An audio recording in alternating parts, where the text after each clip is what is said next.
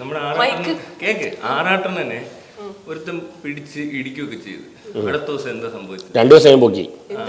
എന്ത് സംഭവിച്ചു? അവന്മാരും അകത്താ. ചെകുത്താനെ തൊട്ടപ്പോഴും അവരകത്താ. മനസ്സിലായോ? ഇലുമിനാറ്റി എന്നൊക്കെ പറഞ്ഞ ജൂനിയർ മാൻഡ്രൊക്കെ സിനിമ കണ്ടപ്പോ എന്തെങ്കിലും സാമ്യം തോന്നിയോ?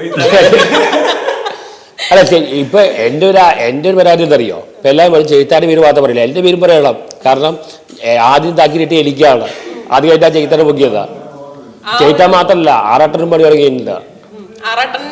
എന്റെയാണ് ആദ്യം നടന്നത്. താക്കിയത് വന്നത് എനിക്കാണ് ആദ്യം എൻ്റെ ഇതാ. പിന്നെ മറ്റേ ലുടുമാളിൽ കിളമ്പോ മലയാള സിനിമയിൽ അങ്ങനെ ഒരു പവർ ഗ്രൂപ്പ് ഉണ്ടെന്ന് വിശ്വസിക്കുന്നുണ്ടോ? അതിലുണ്ടാവും. പക്ഷെ 15 പേര് പറഞ്ഞ ആരായാലും ഈ സൂപ്പർ സ്റ്റാർസുകളിലേക്കാണ് മെയിൻ എനിക്ക് തോന്നുന്നു. അവരപ്പോ പേടിക്കണം എന്നാണോ പറയുന്നത്? പിന്നല്ലാതെ ഇപ്പൊ ഇനിയുള്ള കാലത്ത് പേടിക്കുന്ന അറിയില്ല, പക്ഷെ ഇതുവരെ പേടിക്കേണ്ടി വന്നിട്ടുണ്ടായിരുന്നു.